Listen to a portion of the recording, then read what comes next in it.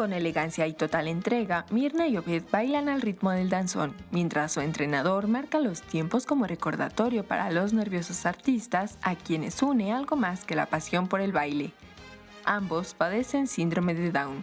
Siento libre, siento como que la pasión del baile. Y es que el baile, así como las artes plásticas en general, estimulan el desarrollo psicomotriz de los niños y jóvenes que viven con síndrome de Down, además de proporcionarles habilidades sociales. Mirna y Obed, así como otros casi 50 jóvenes más, acuden diariamente a la Fundación Arte Down, donde practican diversas disciplinas que les servirán para un futuro mejor, aunque por lo pronto, la danza sea su principal alegría. Sentí como mariposas, sentí como que le ganas de bailar y me gusta. Liber Rodríguez en la cámara, Andrea Díaz, Capital 21.